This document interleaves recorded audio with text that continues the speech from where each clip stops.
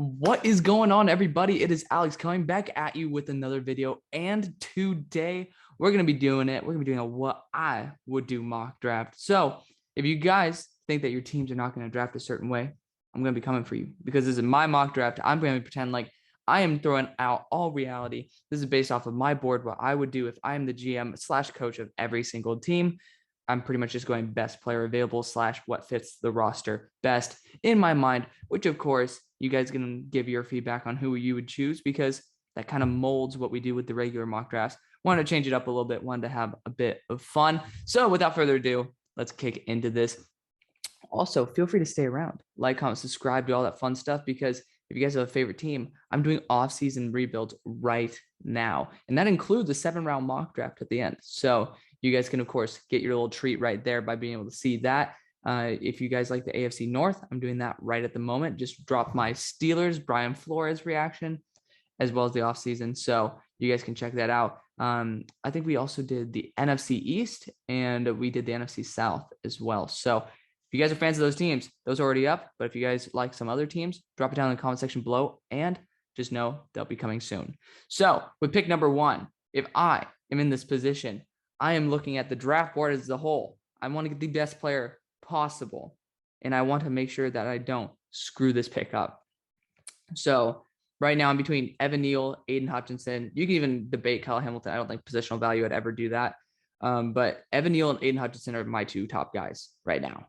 And when you look at the tackle class, it's these top 3, and I am not sure if any of the others will actually have a good career, if not start in the NFL. Trevor Penning is the only guy who I'd be confident has some starting reps, but the rest of them, I have very little confidence in them being legitimate long-term NFL starters. So I'm 100% going to be looking at the tackle, but of course you can look at Aidan Hutchinson.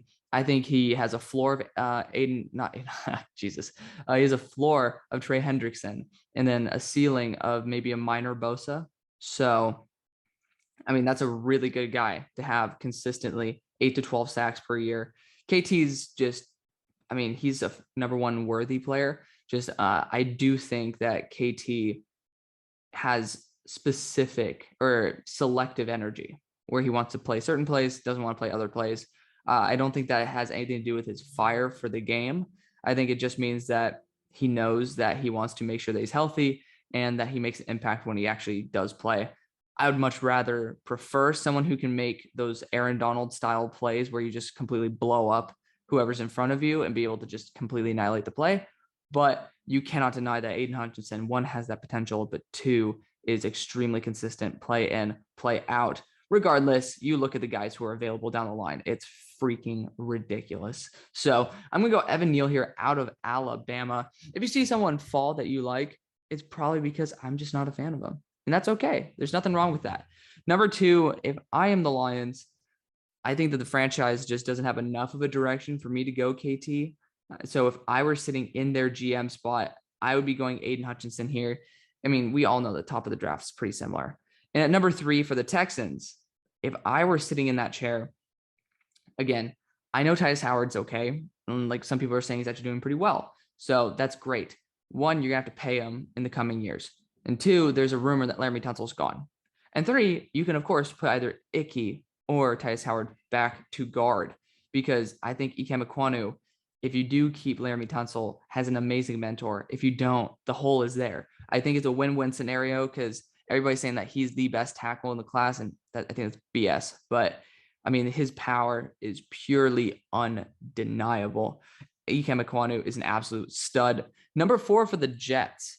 So if I'm here, I'm stuck between KT and Charles Cross because, again, I'm very offensive and defensive line heavy. I like to be able to have my skill players be beneficiaries of the offensive line rather than have my offensive line be a beneficiary of my skilled positions.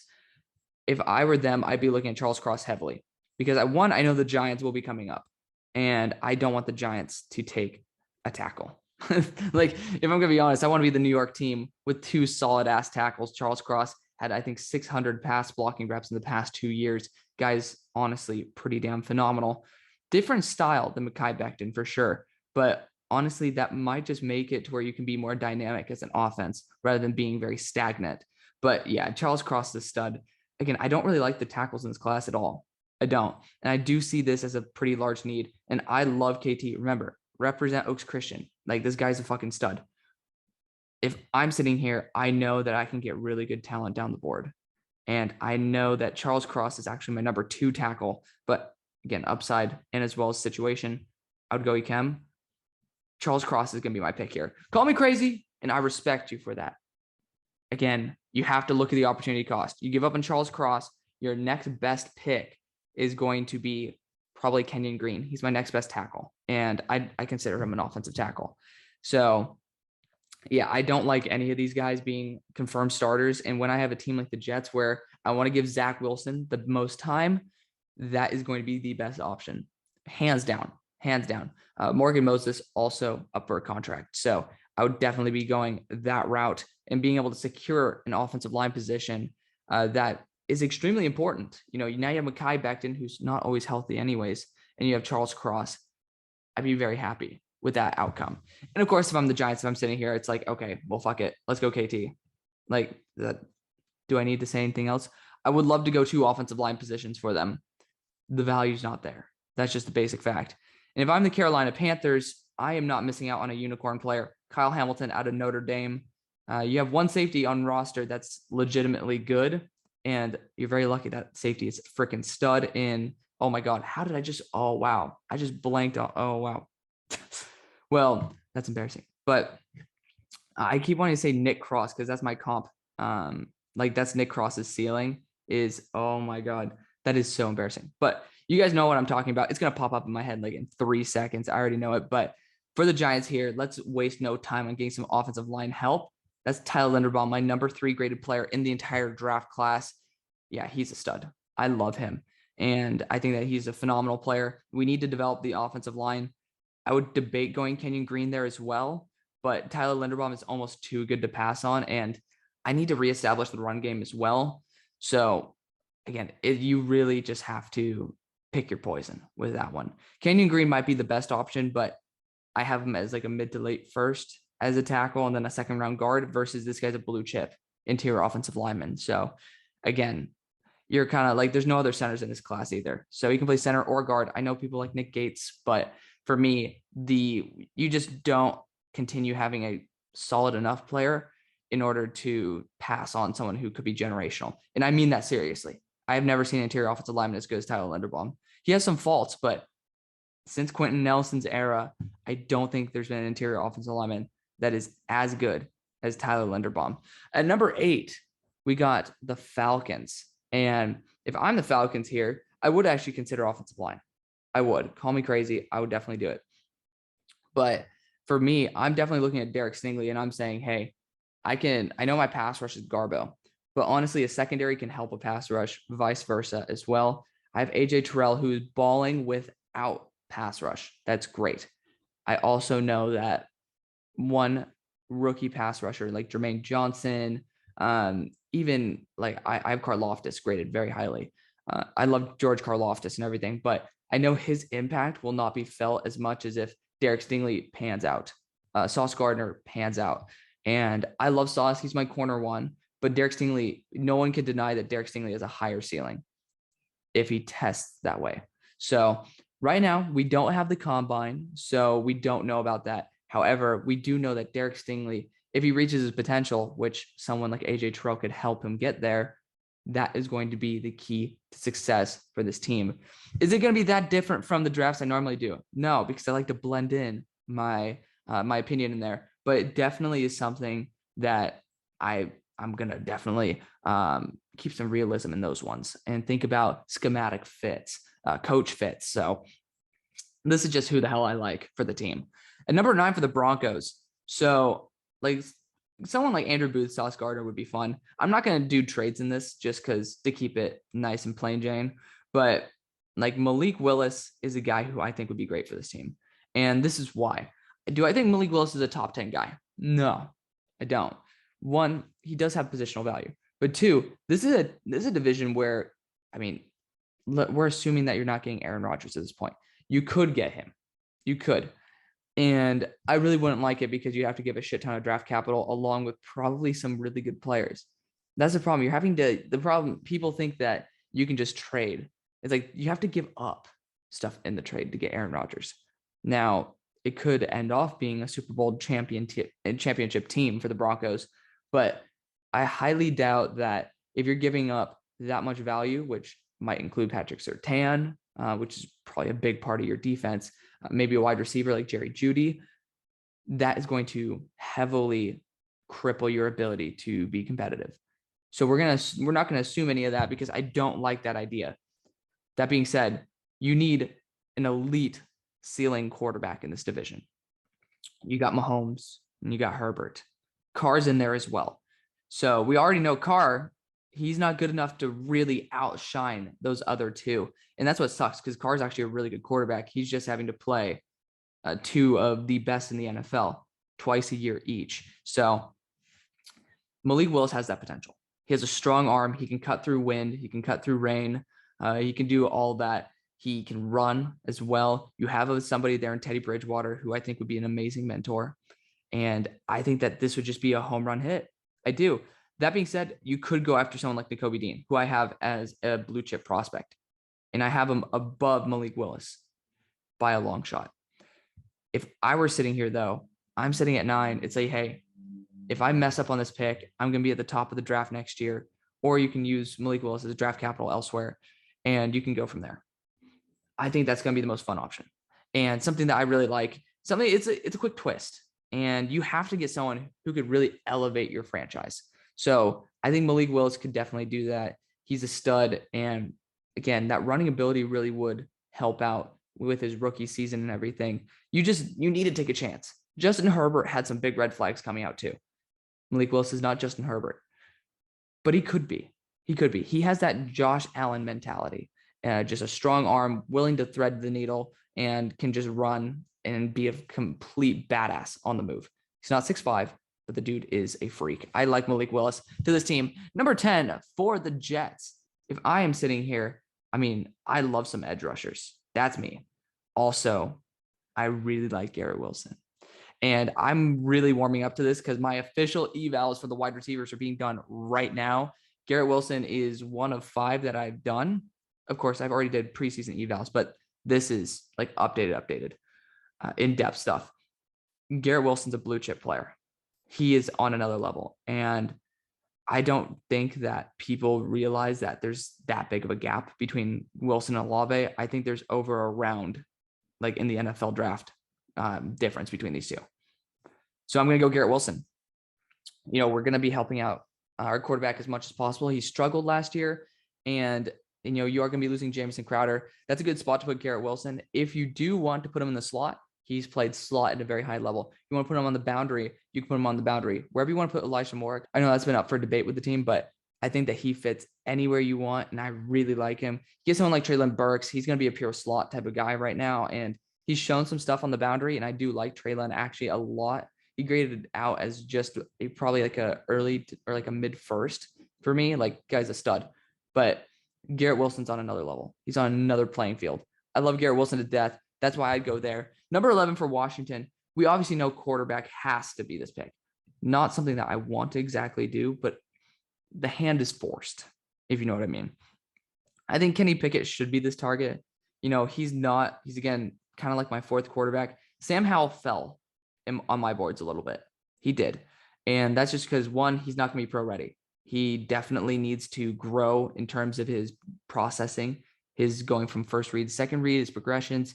He also just, I don't know, he has the best deep ball in the class, but he's not someone where Kenny Pickett, I know he probably won't have that ceiling. I say he's comped to Derek Carr, like a really good quarterback, just not going to be enough to be basically put your team on your back.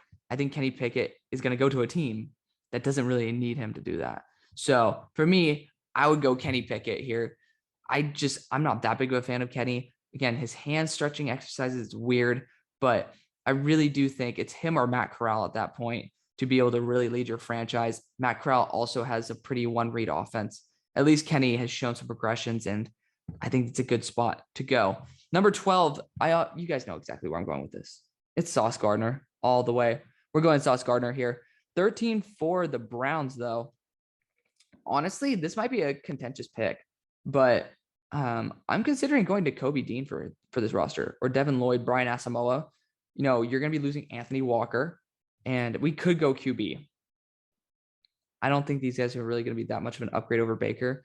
And I think that draft capital getting a veteran might be the best choice.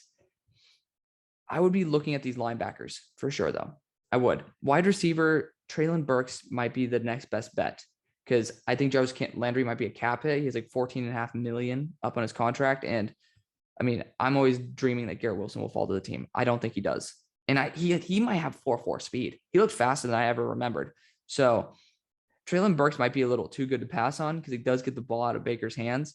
But it's like, man, I don't know. I kind of want a separator. And Drake London's really good too. No disrespect to Drake. I think that he'd be phenomenal. The question is, would I like Treylon Burks on this squad, or would I like to go after someone like Nakobe Dean, who I have a blue chip grade on? Treylon Burks is literally 0.5 off, just behind the curtains. I think that the linebacker depth in this class is better than the receiver depth. I'm going to go Treylon Burks here out of Arkansas. It's a weird fit. I don't really exactly love it, but at the same time, the upside is way too damn good, because this guy actually does do a great job gaining his own separation. And even when he's not, great job body control, body positioning, and some very, very solid hands. Big fan of Treylon Burks here. Number 14 for the Ravens. If I am them, I'm going to definitely go an edge here. It's Jermaine Johnson or George Karlaftis. I don't like David Ojabo that much. I love his potential, but I mean, you could go corner here as well. That wouldn't be a bad idea. But for me, I'm going to go George Karlaftis out of Purdue. The guy's just a freak. I know you need that 3-4 defensive end type of player. And this guy, again, got a blue chip grade from me. I think he's a stud, and people are really underrating him. For the Eagles, I'm going to 100% just pull the trigger on Jermaine Johnson here. I just think the guy's absolutely dominant, and I love him. But yeah, there's no need. Do I need to explain it? No. You guys need an edge rusher, and Jermaine Johnson bleeds Philadelphia. And this is as low as I see him going. It's probably pick 16. Pick 17 is like the floor. Because again, I was putting this guy up here before the Senior Bowl. I really do love him. If I were here, this is going to be Nakobe Dean all day. You guys happy? I always don't do it because, again, the Eagles actually haven't drafted a first-round linebacker since, I think, 79. Someone pointed that out. So thank you for correcting me on that. But this is my mock draft, so I don't care. Honestly, I do not care. Nakobe Dean is 100% the player I'm going to be taking. Could he compete with Davion Taylor? Sure, but I think he's an amazing blitzer, amazing coverage linebacker. I think he's just super solid all around, and he's coming in with that SEC production. The guy he can take over a defense. He can command a defense. This is exactly what I want. Chargers, we're getting him. Kenyon Green out of Texas A&M. I'm going to just go behind the curtain. I don't think Jameson Williams is a first-round quality wide receiver. Depending on the team, he could be. So what I mean by that is, on his own, if he's his own single entity, I think he's not going to be a first-rounder. But when you pair him with like Keenan Allen, Mike Williams, he definitely could have a huge impact. That's what I mean by that. No disrespect to Jameson, but I do think that Kenyon Green is a lot more valuable, and I do think some other wide receivers might be better. Number 18 for the Saints. I am 100% going to look at quarterback here with Matt Corral. I think that he's just a lot better. Like Sam Howell as well deserves to be in this conversation, because this is a team that it's not going to be competing anytime soon. You're going to be losing your true left tackle, which is why I'd consider Kenyon Green for this roster.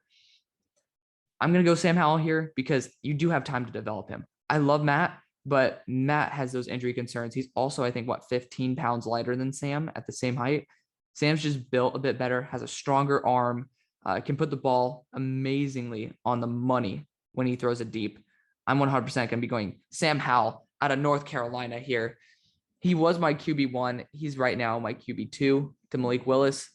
I'm not a huge fan of this QB class, but I do know the potential impact and the ramifications if you get a really good quarterback, or if you just hit, that can change your franchise for 15 years. So, yeah, I absolutely love that. For the Eagles, again, we're not doing trades here because, I mean, it would just trust me, I would love to do a lot of trades. But I would definitely consider offensive line. I would. But I'm thinking about going after a cornerback here. Drake London should be on this list, though. It's Drake London or probably like Andrew Booth, Kyrie Elam, Roger McCreary, Kyler Gordon. Again, I would love the story of Roger McCreary because he obviously I think his uncle played for the team.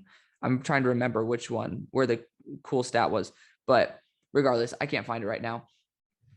It's just he has lineage to the Eagles, but I don't really care about that. I'm gonna look at Andrew Booth here and Drake London.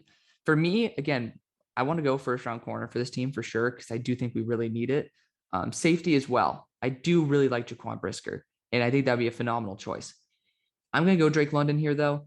Is it weird to go 3 years back-to-back first rounders? Yes. You have to admit though, one of those first rounders hasn't panned out. It's why you're kind of needing to go back. And Drake London, I don't really like this wide receiver class. After this spot, I don't like any of the dudes. Just straight up, not a fan.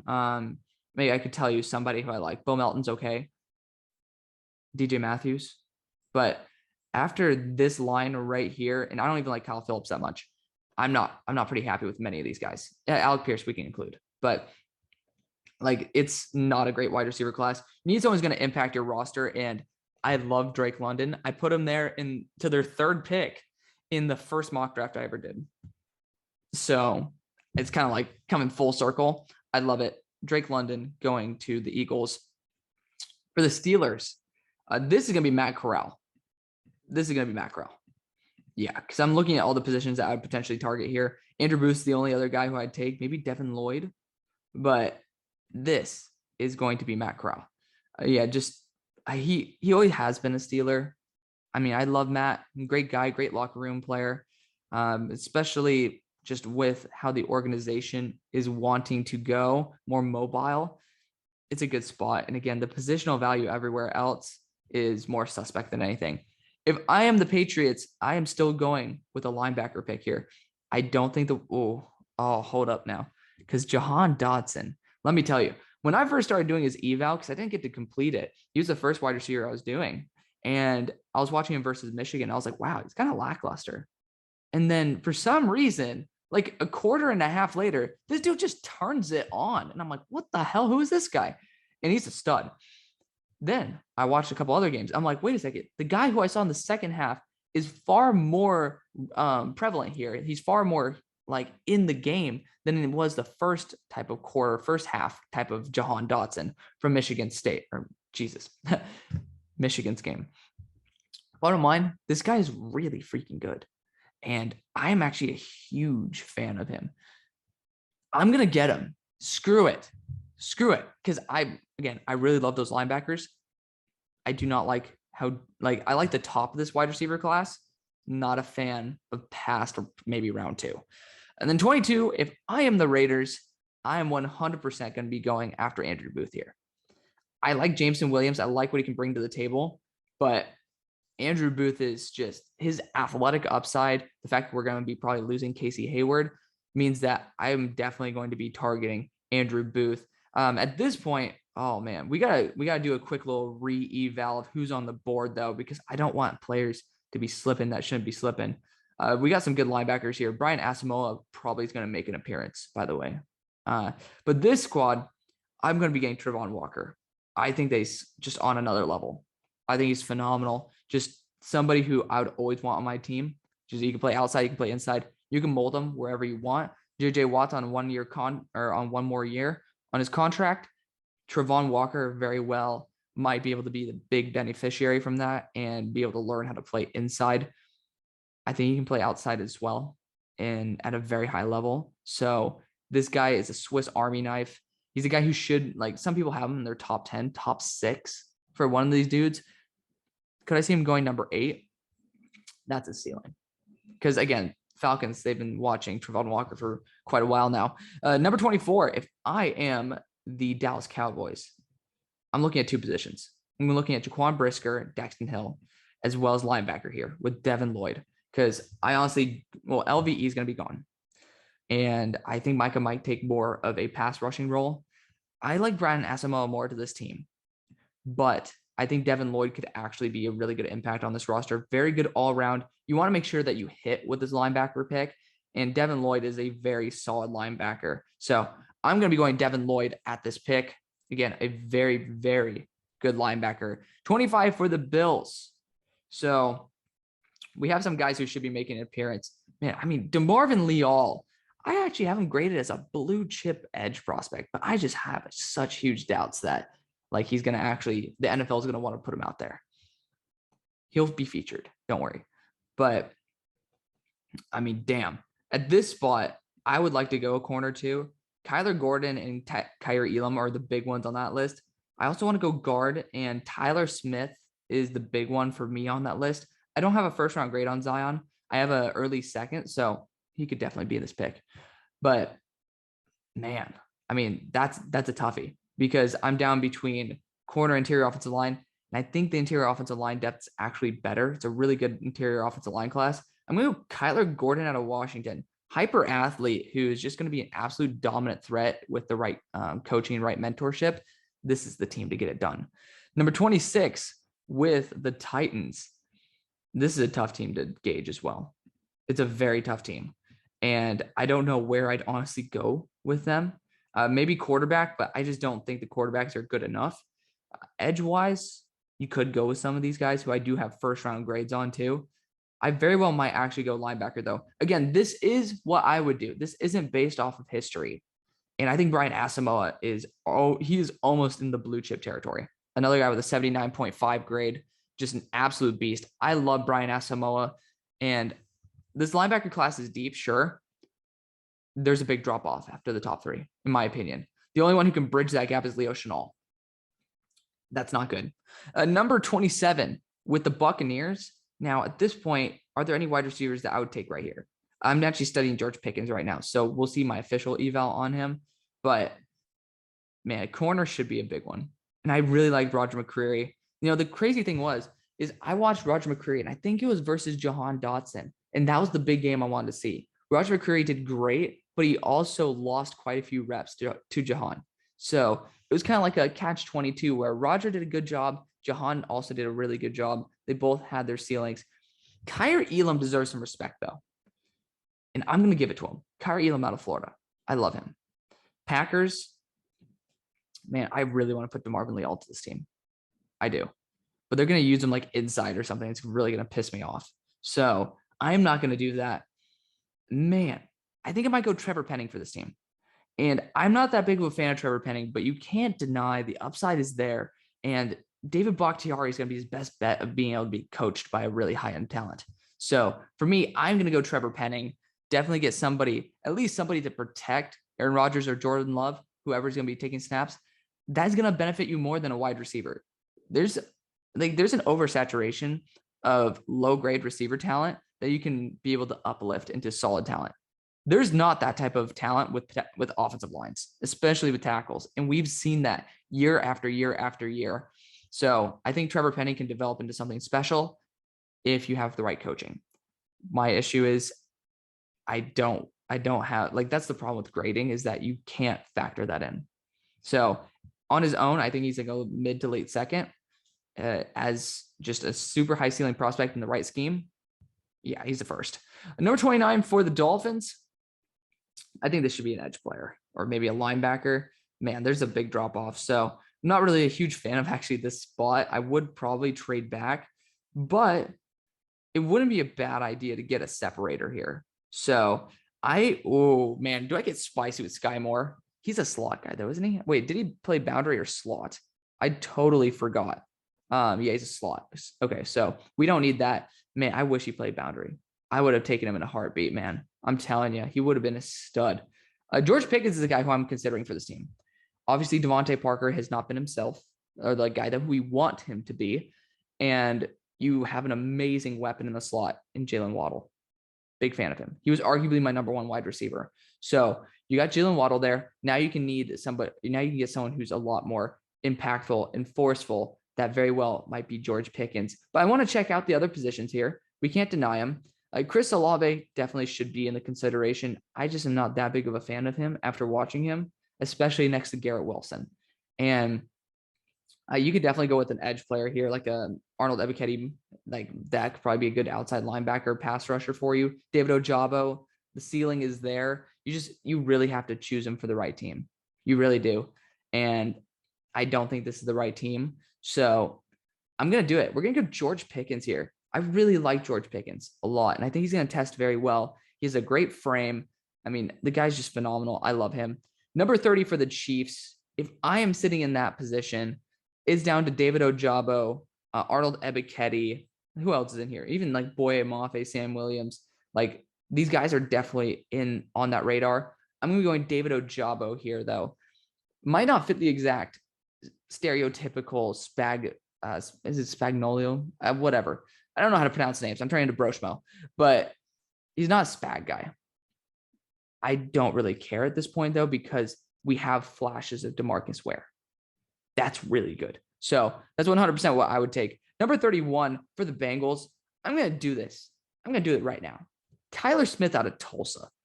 Hold up, before I kill myself here, I just want to make sure that there's nothing crazy on the board. I just don't value interior defensive linemen as much as probably some other people do. We're going to go Tyler Smith. He's number 32 on my big board. Guy is phenomenal. His power is unbelievable. I think he's a guard in the short term, tackle in the long run. And that's exactly what I want on my team, especially if I'm the Bengals. You guys know why. Obviously, the whole entire reason you didn't get to win the Super Bowl is because, well, a sack came from that guard position. So Tyler Smith could certainly fill that for the short run and then move to right tackle in the long, or else he could stick at guard. I honestly think his power is just unreal. I love him to death. Big fan of Tyler Smith. I was so happy he decided to come out. Number 32, ending off the first round for the Lions. If I am them, I'm looking at the guys on the board. I actually might go after someone like a wide receiver here. But, I mean, honestly, we actually already went edge. But, DeMarvin Leal should be taken. He should be. He probably should have been taken here at 30, to be honest. But, I mean, again, he's a third or fourth round interior defensive lineman. So that's too much variability for me to kind of be comfortable with that. I'm going to pull the trigger. Jameson Williams here. Again, you do need one big wide receiver to be able to distract. But again, he is going to be that like mid to early second round talent. And when paired and you have time to pair him with somebody, that's going to be a kick-ass pick. So let me know what you guys think. Check out tomorrow for round 2 or maybe the day after, depending on how we do these off-season rebuilds. Thank you guys so much for watching. See you on the far side. Peace.